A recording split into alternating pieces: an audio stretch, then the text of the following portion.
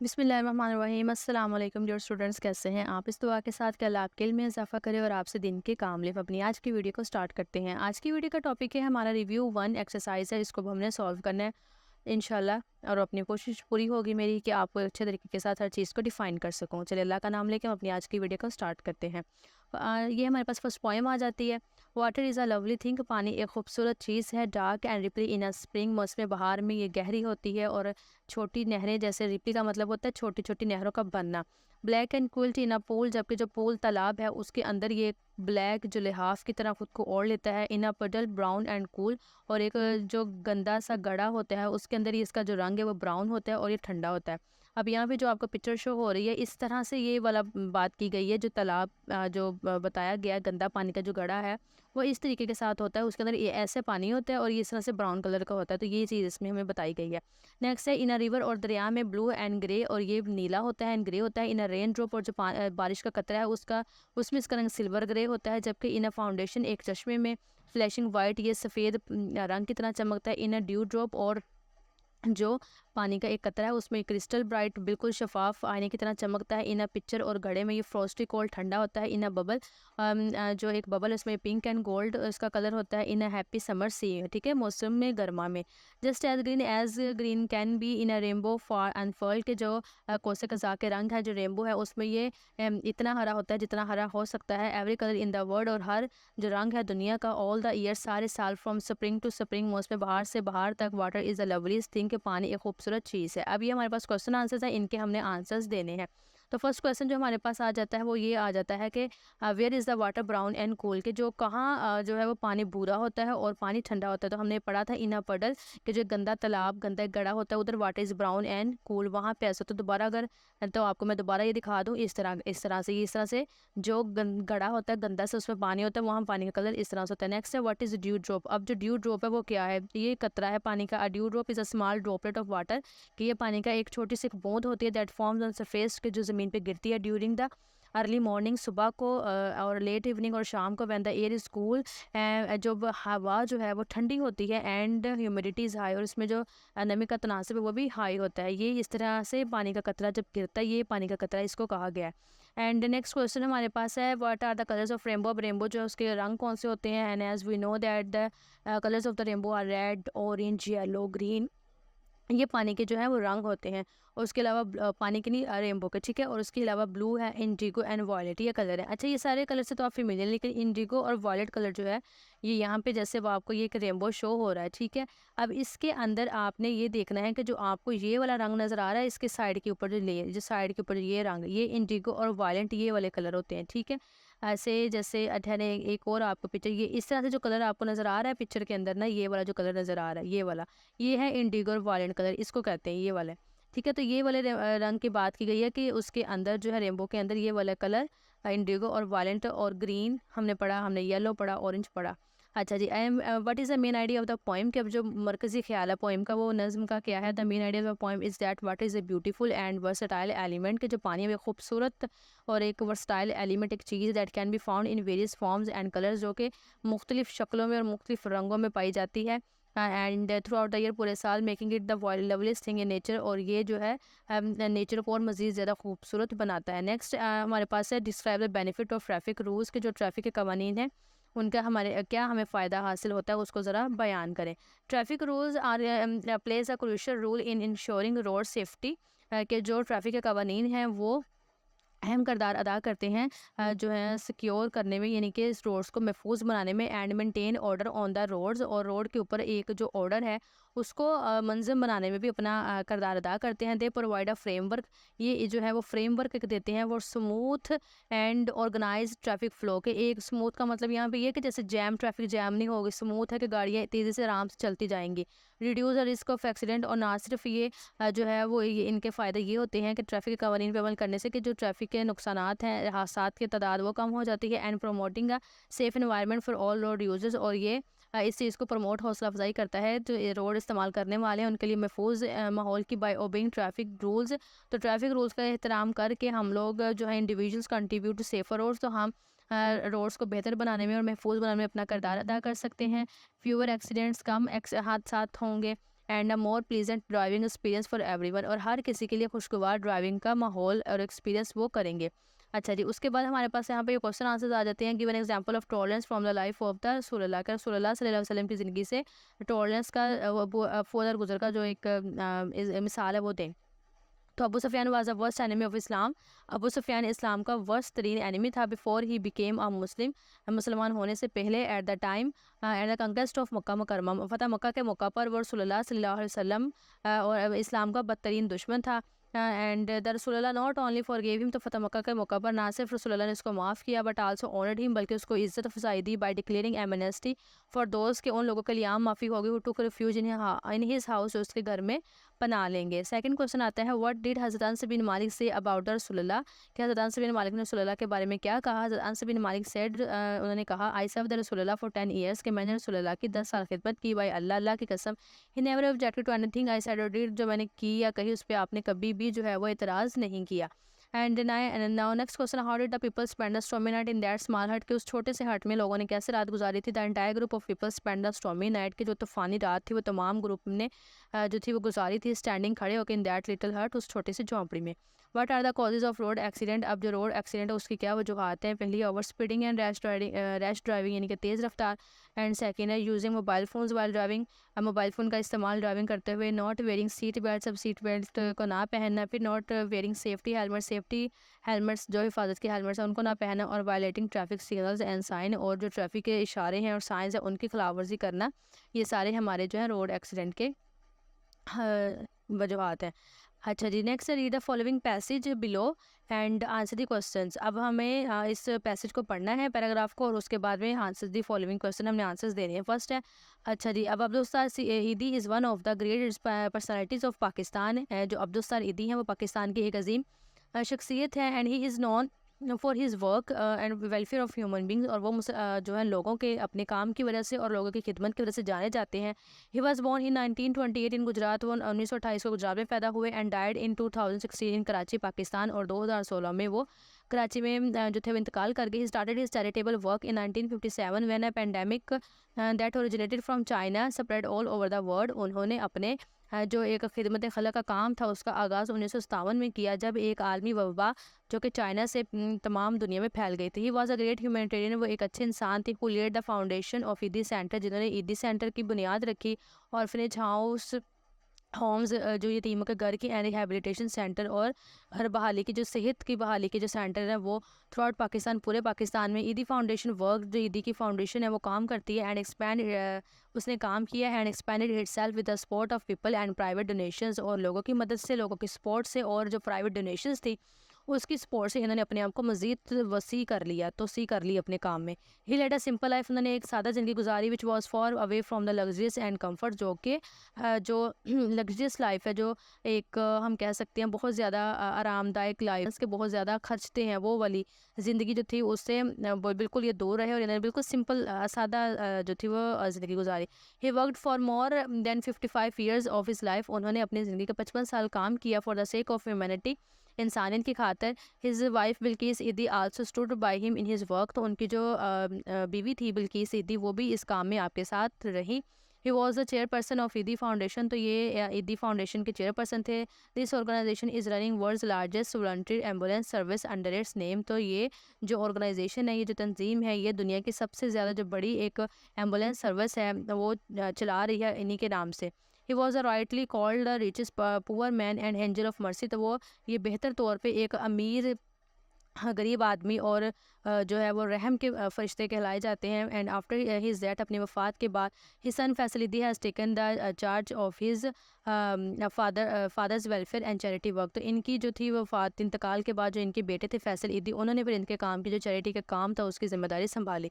अच्छा जी, अब हमारे पास यहाँ पे क्वेश्चन आते हैं। फर्स्ट क्वेश्चन है, हु इज़ अब्दुल सत्तार ईदी, के अब्दुल सत्तार ईदी कौन से थे। तो ये जो मैंने अभी यहाँ पे लाइन अंडरलाइन की हुई ये वाले ये अब्दुल सत्तार ईदी is one of the greatest personality of Pakistan and he is known for his work for the welfare of human beings। ठीक है, ये लाइन यहाँ से मिस हो गई है, तो ये पूरा आंसर है इसका, इतना है। तो ये ठीक है कि ये अब्दुल सत्तार ईदी जो हैं वो एक पाकिस्तान की अजीम पर्सनालिटी, और वो अपनी चैरिटी वर्क के लिए के लिहाज से जाने जाते हैं। तो ये आपका 1 का आंसर आ जाएगा यहाँ से लेकर, ठीक है, यहाँ तक, ये ह्यूमन बीइंग के तक। सेकंड क्वेश्चन हमारे पास है कि वो कहाँ पे पैदा हुए थे, तो सेकंड क्वेश्चन हम यहीं से आ जाएगा, ही वाज बोर्न इन 1928 इन गुजरात, ठीक है। ये मैंने पूरे क्वेश्चन में रिटर्न लिखा हुआ था, लेकिन आई डोंट नो कैसे वो मेरे से स्लाइड मिस हो गई, इसी वजह से अब मुझे यहाँ पे अब लाइनें लगानी पड़ी, अदरवाइज मैंने पूरे क्वेश्चन राइट किए थे, वो मिस हो गए, तो इसलिए अब थोड़ा सा आप कोऑपरेटिव यहीं से कर लें, लेकिन कोशिश करूँगी कि आप अच्छे से यहीं से भी क्लियर कर सको। अब वेयर वाज ही बोर्न, ठीक है, कि वो कहाँ पैदा हुए थे, तो ये यहाँ पे हमारा ये वाला आंसर जो मैंने अभी आपको रेड लाइन में ये वाला बताया कि he was born in 28 in Gujarat India, कि वो 1928 में गुजरात इंडिया में पैदा हुए थे। अच्छा जी, उसके बाद में हमारा थर्ड क्वेश्चन आ जाएगा, वेयर डिड ही डाई, कि उन्होंने कहाँ पे जो था वो इंतकाल किया, ये कहाँ पे भी वफात पाई, तो ये वाला यहाँ से ही डाइड, ठीक है, आपने ही लगा देना।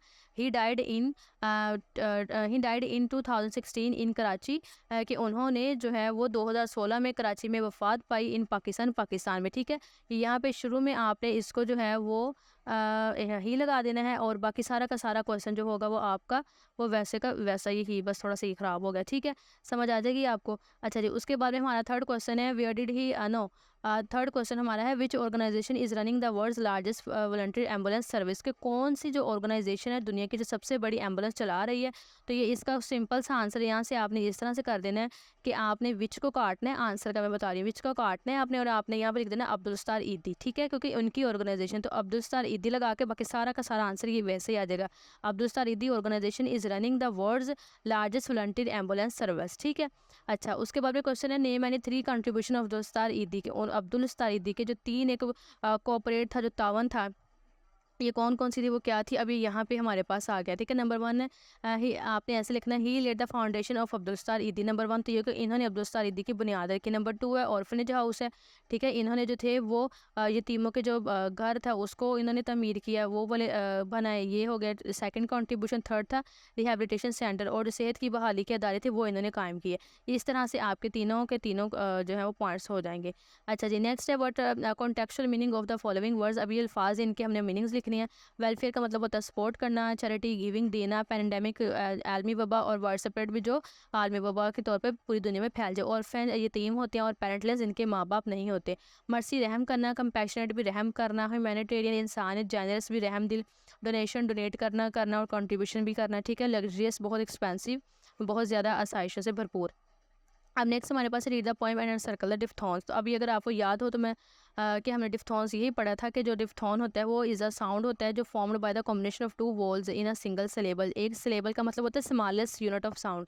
अब उसके अंदर जो एक वर्ड है पूरा एक बाय स्टैंड वर्ड खड़ा होता है, उसके अंदर जो 2 वोल साउंड बनते हैं वर्ड्स में, उसे हम डिफ्थॉन कहते हैं। In which the sound begins as 1 vowel and moves towards another, जिसमें एक वोल साउंड से तो लफ्ज़ स्टार्ट होता है, जैसे अब देखिए इसमें और आई वोल साउंड है हमारे, लेकिन देखिए हम सी और ओ को पढ़ेंगे, को की आवाज़ बन जाएगी, लेकिन ओ जैसी जाएगा आई हो जाए, कोइन कॉइन कोइन ऐसे बन गई आवाज़। देखिए एक वॉल से दूसरे वॉल पे आवाज़ बिल्कुल डिफरेंट हो गई।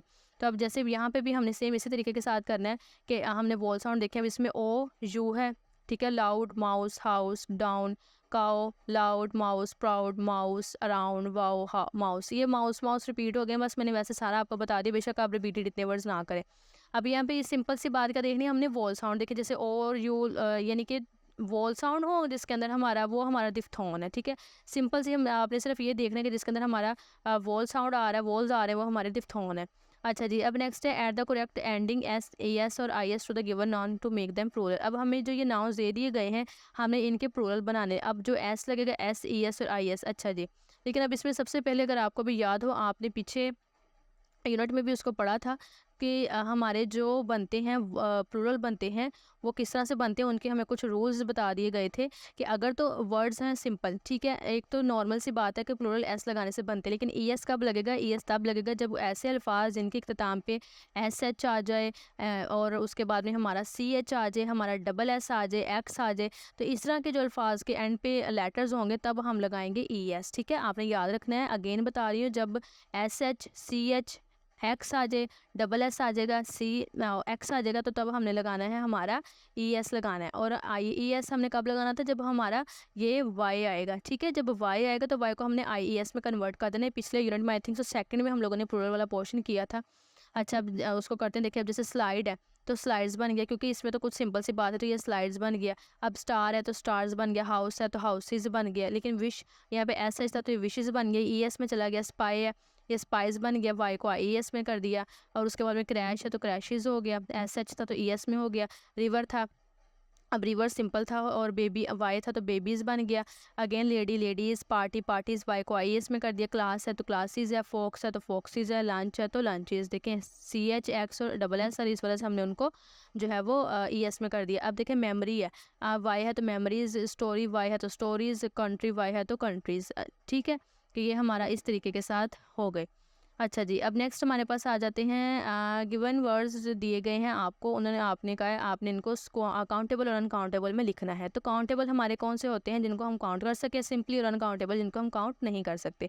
अब देखें मैंगोज़ को भी काउंट कर सकते हैं हम, कैरेट यानी कि गाजर, आम, टेबल्स मेज़, हाउस घर, फिश मछली, फ्रूट जो फल है, फ्लावर फूल है, ब्रेड है, और हमारी केक है हमारा, ठीक है। Apple, dress, lemon, grapes cup, ये हमारे काउंटेबल नाउन, इन्हें हम काउंट कर सकते हैं। लेकिन ये अनकाउंटेबल जैसे सैंड, रेत है, साल्ट नमक है, एयर हवा, जूस है, शुगर है, राइस है, स्नो है, चीज़ है, मनी है, ग्रेस है, ऑयल, मीट, इनको हम काउंट नहीं कर सकते। अच्छा अब अगर आपके माइंड में एक क्वेश्चन ये आ जाए मनी का, कि मनी को तो हम काउंट कर सकते, तो हम मनी को काउंट नहीं कर सकते। हम अब ये तो नहीं ना कहते कि मुझे एक रकम दो, मुझे दो रकम दो, तीन रकम दो, हम ये बात नहीं करते। हम कहते हैं हमें, हम जब उसका कॉइन मनी की हर एक की जो करेंसी होती है ना, जैसे हम उसको हम काउंट करते हैं, जैसे $1, $2, $3 या $5, $10, ये इस चीज़ को हम काउंट करते हैं। लेकिन जब ये मनी इस सेंस में आएगा फिर हम इसको काउंट नहीं कर सकते।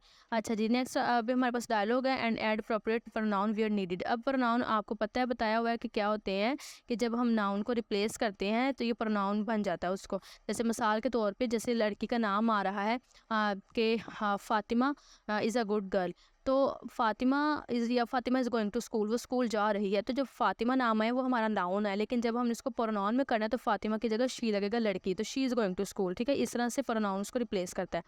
Vaniya here is your notebook, ये आपकी नोटबुक है। अब हमने इसको प्रोनाउन में करना है। अब देखें Vaniya here is your notebook, अब ये वानिया का नाम नहीं लिया, सिर्फ योर ने इसको प्रोनाउन कर दिया।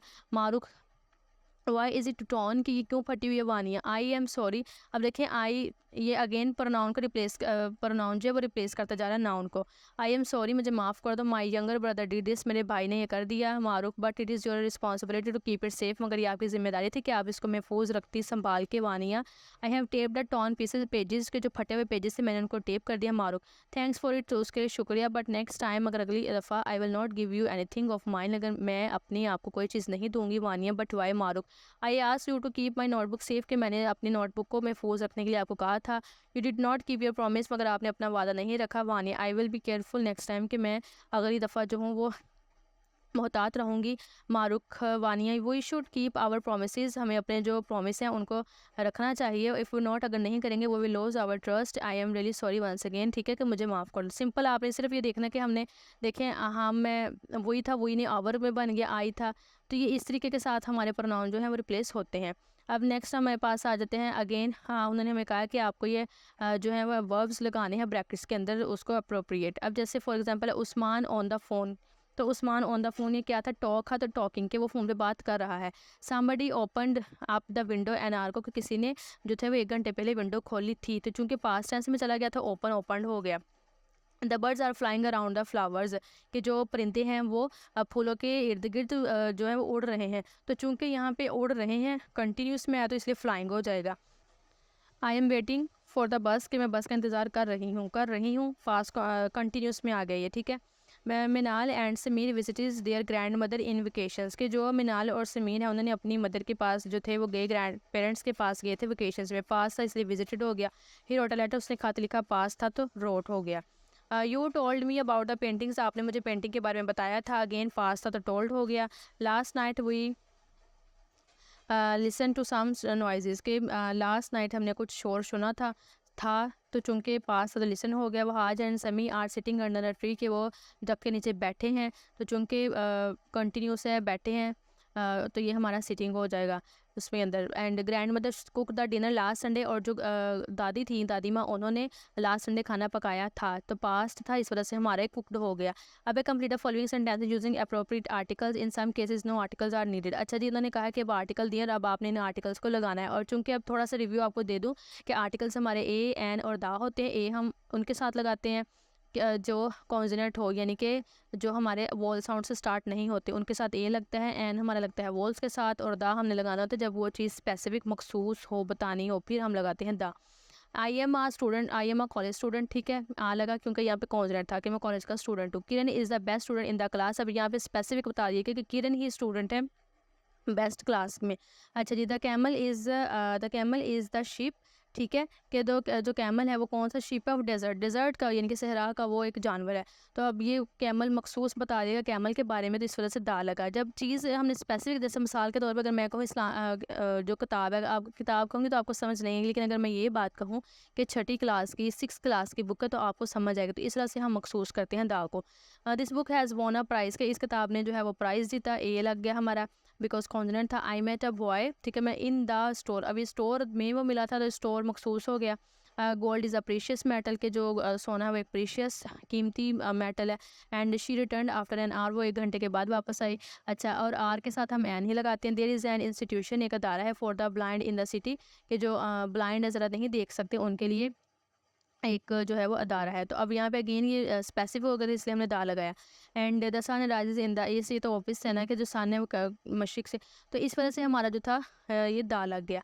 And he is the oldest member of the club, अब ये जो है वो ओल्डेस्ट मेंबर है क्लब का, अगेन स्पेसिफिक कर दिया गया, तो इस वजह से दा लगा। अब आगे हैं read each word and separate in syllable. अब स्लेबल हमारे ये होते हैं कि जब हमने लफ्ज़ जो बोलते हैं तो उनके जो पार्ट्स उनके डिवाइड हो जाते हैं, वो हमारे स्लेबल होते हैं।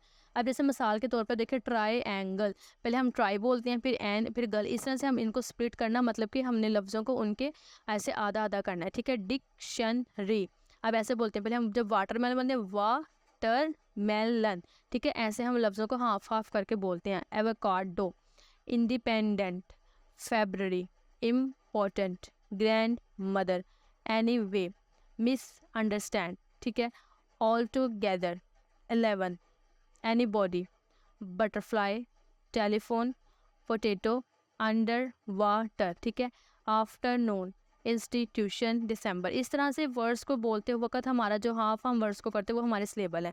अब नेक्स्ट उन्होंने क्या करा, सर्कल यानी 5 compound noun in the above given list. अब हमने इसी में से कंपाउंड नाउन्स भी निकाले हैं। अब आपको कंपाउंड नाउन्स एक्सरसाइज में भी हमने किया था कि कंपाउंड नाउन्स हमारे वो होते हैं जिसके अंदर हम 2 अल्फाज को लेते हैं, 2 अल्फाज को।